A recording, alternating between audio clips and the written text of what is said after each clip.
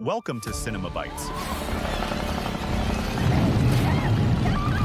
your go-to for movie recaps in a flash. Big twists, epic moments, all in just minutes. The movie. The Astronaut begins. In the middle of the ocean, a helicopter and 3 motorboats with a rescue team approach a crash site. It turns out a NASA capsule has had an accident and the astronaut Sam has to be retrieved. They put her on a boat and quickly take her to the hospital. Sometime later, Sam wakes up feeling extremely dizzy. As she looks around the room, she's shocked to find a pen floating above a tray. She's about to reach for it, but she gets distracted by some people entering the room. When she looks again, the pen is on the tray. Then Sam throws up and the doctors tell her it's normal. They ask her a few questions to check on her mental health, and she tells them about the pen. The doctors explain that anti-gravity hallucinations are normal too. Sam's hand is swollen but not broken, so she probably just hit her hand during land. They want to know what happened, so she shares her story. Sam got some coordinates from mission control, and everything seemed to be on track, but then she thinks she hit something. Sam believes she fell unconscious during freefall, but she isn't sure about that either. The doctors say that something pierced the capsule and broke her helmet. They don't know what it was, but they assume it was meteorite debris. The particles on her suit are being analyzed for answers. Later, Sam is visited by her husband, Mark, and their daughter, Izzy. However, since she's still in quarantine, she can only talk to them through a glass wall. Her father, William, also comes to see her and informs her that the Pentagon is going to join NASA to investigate the crash because they want to decode some mysterious frequencies they detected during her re-entry. A government house has been assigned to her, so she can recover without reporters bothering her. A doctor interrupted the reunion to take Sam away for more tests. She touches Izzy's hand on the glass and promises to see her soon. When it's finally time for Sam to move, a full convoy takes her to the house in the middle of nowhere. Dr. Michelle gives her a tour, explaining that the government bought the land in the 50s for weapon testing, and nowadays it's a house for diplomats. There's a telescope outside, so Sam won't miss space. When she tries to use it, she hears a painful screech and starts feeling dizzy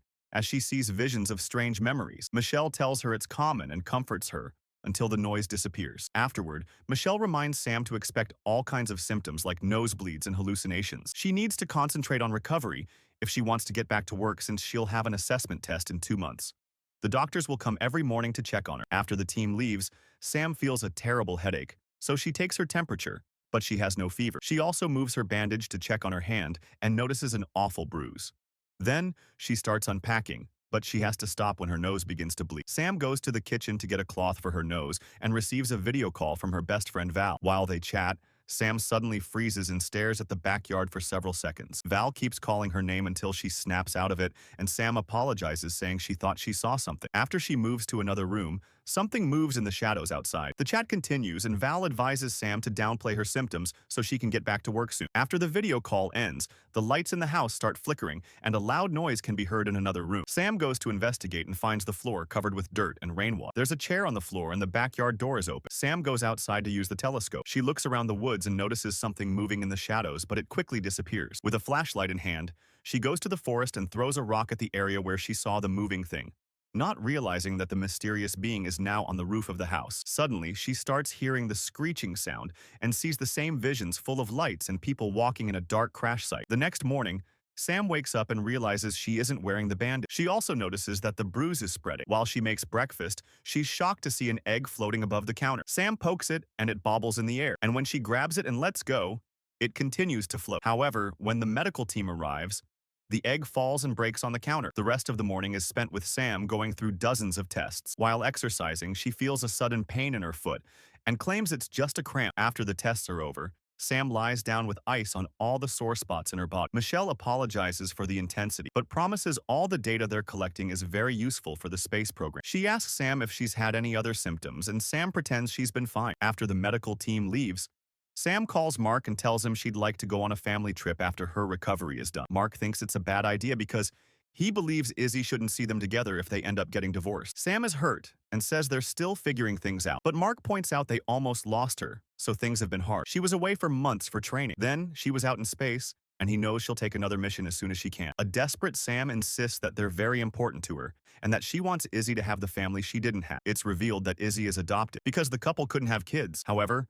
Mark doesn't think it brought the closure they expected. Izzy interrupts the talk to show her drawing of her family with some space people in the sky. Afterwards, Sam goes for a walk in the woods and starts hearing the painful noise again. She grabs her head as visions of a search team in a smoky area flood her mind. When it finally stops, Sam looks down and is shocked to find a cable under the leaves. She starts following it and discovers a rock with a light in it. When she lifts it, she confirms the rock is fake and there's a camera under it. A worried Sam looks around to find another cable and following it reveals a second fake rock with a camera. As she starts making her way back, she trips on a tree root and hits her head. Then Sam wakes up on her bed with a terrible headache. She touches her hair and finds blood. At that moment, she notices someone outside and is startled by a man entering the room. He says they found her outside with a serious injury, so they brought her in. When Sam asks who they are, she learns that William has come to visit her. He explains that he called a search team when he arrived and found the house empty, scolding her for not resting. Sam asks about the cameras, and William reveals that he didn't tell NASA about all the house details because he didn't expect Sam to go that far. Then he takes her downstairs and opens a secret area hidden behind the furniture while confirming that this is a safe house. They go down another set of stairs while William reveals that this house was built for important people who need temporary hiding. When the final door opens, they enter a big area with plenty of living quarters. The back room is the central system which runs on its own power source. William turns on the computer and shows Sam that there are dozens of security cameras surrounding the house. In an emergency, the building shuts itself down behind 3 layers of the hardest materials known to man. There's also a defense system, but William doubts she'll need it. After they leave, the screens start glitching. After William leaves, Sam checks the state of her hand, noticing that the bruise is reaching his arm now. She takes a picture and sends it to Val before taking her medicine. Val replies that she just needs to put ice on the bruise and she'll be fine. In the evening, Sam relaxes in the jacuzzi outside while the wind blows quite strongly around her. Suddenly, the wind stops, and Sam hears some weird noises in the woods. After just 1 second, the wind starts blowing again. A worried Sam goes back inside and calls Mark, but she is sent to voicemail. At that moment, the lights start flickering. So Sam grabs a flashlight and goes to the balcony, but she doesn't see anything strange. When she goes back inside, the lights go out and a mysterious monster appears at the door. It takes Sam a minute to register what she just saw, and when she checks again, the monster is gone. Then, the lights come back and Sam decides to open the door. She looks around with her flashlight, but doesn't find anything this time either. Sam goes back inside and makes sure to activate the alarm when she locks the door. On her way to the bedroom, the house AI suddenly announces that there's been a breach. So lockdown is initiated. Metal panels raised to block all the doors and windows, leaving Sam locked inside. She immediately tries to make a call, but her phone has no service. After the screeching sound hurts her ears again, Sam hears a noise behind her and turns around, but there's nothing. A growling noise can be heard in the neighboring room, so a terrified Sam goes downstairs while the creature runs past her. Hearing it come closer, Sam rushes to the power switches and presses them all to no avail. The exit doors won't open either. At that moment, the doorknob on the room door starts moving, only to stop when Sam points the flashlight at it. After some hesitation, she decides to open it and goes out to investigate. Soon, the lights flicker and a plant shakes by the window, startling Sam into dropping the flashlight. She quickly picks it up and looks at the plant, only to scream when a creepy hand suddenly touches the glass. Sam runs downstairs and opens the secret entrance, rushing into the bunker area to reach the security cameras. At first, the screens don't appear to be working, but eventually she finds the right switch and turns them on. Sam looks at the area around the house and finds the terrifying creature crouching on the grass. However, when the light flickers, it disappears. Suddenly, Sam is woken up by her phone ringing, and she realizes she fell asleep on the computer desk. She rushes upstairs and finds William with his team, so she tells them there's something wrong with the generator. William confirms they detected some blackouts and sends his people to work. Sam tells him that something entered the house, so William promises to check the security footage. Afterward, the tests begin. Michelle looks at the bruising and admits it doesn't look normal, so she'll make an appointment for x-rays. Sometime later, Mark and Izzy come to visit Sam. While William spends some time with his granddaughter, Mark and Sam go to the woods to have a private talk. Sam tells him she saw a creature that isn't from this world and wonders if she brought an alien with her when she landed, since her mission was about broadcasting signals into space. Before Mark can respond, they're interrupted by Izzy. Then William and Sam check the security cameras. At the time Sam saw the monster, the screens start to glitch, but there are no monsters on the grass. William thinks she's seeing things because of her stress and reminds her to rest. After William goes upstairs, Sam makes the computer scan the house, and it detects 9 people, which match her family and William's team. Izzy and her parents go for a walk in the woods, and Mark actually shows some affection. Suddenly, they hear a weird noise and notice that Izzy is missing. They desperately start looking for her until Lizzie startles them by appearing behind them with a dead bug in her hand. All the bugs in the forest start screeching and one even crashes into a tree, scaring the family into leaving. The noises get louder as they run and shock. Thousands of bugs start flying out of the woods. The family runs to hide in the house and watches in horror as all the bugs land on the windows to the point that they block the sunlight. Moments later, the bugs are gone, and the glass is incredibly sticky. When the couple takes a look, they find all the bugs dead outside the windows. A cleaning team soon arrives to take care of the mess, and a NASA officer theorizes it was an environmental issue. Sam asks for any updates on the tests they were running on her capsule. However, the labs don't have the results yet. Mark leaves with Izzy, but promises they'll visit her again tonight. Afterward, Sam realizes her foot feels strange and takes off her shoe, only to discover her toe is bleeding. She rushes to the bathroom and takes off her sock to wash her toe, but a closer look reveals that the wound goes all the way up to her leg. When she touches her toe, she screams as the nail comes off. After bandaging her foot, Sam puts some ice on her bruised arm. The lights then start to flicker, so she pushes a table against the back door in fear. She also searches the internet for weird bug incidents and learns that geomagnetic disturbances may be the cause, which some people connect to UFO sightings and abductions. Pictures in the article show creatures and people with bruises like hers. Feeling something on her back, Sam runs to the bathroom and looks in the mirror to discover the bruising is on her shoulder blade too. The lights flicker again, so Sam rushes to activate the alarm before running downstairs. Weird noises can already be heard in the other rooms. At that moment, Mark calls to inform her he's on his way, and Sam asks him if she was a good mother, leaving Mark confused. As the lights continue to malfunction, the house AI announces another breach followed by lockdown. Sam tells Mark that there's something in the house before she hears some noises getting closer. Soon, Mark's voice on the phone becomes gibberish. Sam's taking the stairs to the bunker when she suddenly feels an unbearable ache in her back that makes her fall. Sam rolls down the stairs and lands rather painful. When she touches her back,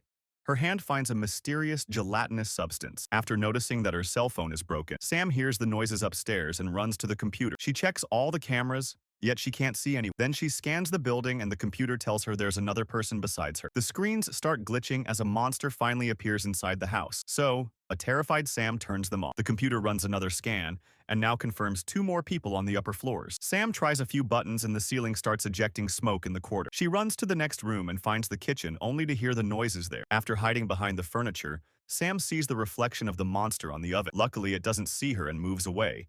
But when she tries to sneak to the door, a second creature comes in, and she has to hide again. Sam waits for this one to move too and rushes through the door. Next, Sam hides in one of the bathrooms and blocks the door with furniture. Suddenly, her bruised hand starts aching, so she removes the bandage only to discover that her skin is covered in a mysterious substance. The creatures are pounding on the door, so Sam hides in the shower right before they burst in. Noticing a vent, she kicks the lid in and manages to open a panel that lets her run between the walls. Outside the house, Mark and Izzy arrive and notice that the building is in lockdown. Mark tries to call Sam to no avail, so he leaves the car to investigate. Izzy sees something nearby and runs out on her own. Mark follows her and finds her pointing at a light in the forest. Back to Sam, she returns to the corridor and takes the stairs, but the monster grabs her leg and makes her fall. After some struggle, she manages to kick its paw off and keep moving. Sam sneaks into another space between walls as her wounds glow brightly. Eventually, she finds a ladder and climbs out through a hatch in the forest. As she runs among the trees, more of her wounds start glowing and she keeps hearing the sound of the monsters, but not her family looking for her. On the road near the house, William arrives with a team of armed men. He reminds them that they're dealing with something very intelligent before sending them out. While the soldiers search the rest of the house, William goes to the bunker and finds a mess. In the forest, Sam falls on the ground and hears the monsters getting closer, so she begs for mercy. Suddenly, a creature lifts her chin and looks at her with kind eyes as it asks in its language if she can understand it. Sam surprises herself by understanding every word. More creatures appear as the first one says they missed her. When she asks who they are, the creature says they're her family. Since Sam is still confused, the creature rests its forehead on hers, asking her to remember. The visions from earlier are clearer in Sam's mind now. It turns out she's an alien, and her family crashed on Earth many years ago. A team of soldiers led by William tried to capture them, so the aliens ran away as fast as possible. In the chaos, Sam accidentally separated from the others, so she used a device to camouflage her body. When William found her, she looked like a young child, and that day, he adopted her. Her alien family never stopped looking for her, knowing that the camouflage would die out after a few years, and it was them who pierced her capsule. In the present, Mark and Izzy find Sam surrounded by aliens. Izzy is freaked out by her mom's glowing body, and Sam assures her nobody will hurt her. William interrupts the moment, confirming he's always known what she is. He inspired her to be an astronaut on purpose and sent her on that specific mission as bait. Now he wants to capture the aliens as government property, so he calls his team. William asks Sam to tell the aliens to surrender, but she refuses. When he pulls out his gun, Mark tackles him to the ground and punches him a few times. Meanwhile, Sam's camouflage finally ends, and she reveals her real alien form. The soldiers are coming closer, so Mark tells Sam to leave for her own sake. Izzy raises her hand, and Sam touches it with her paw before running away with her family. By the time the soldiers arrive, the aliens are leaving Earth on a very bright spaceship. Make sure to subscribe and turn on notifications so you can watch more videos like this. Thanks for watching.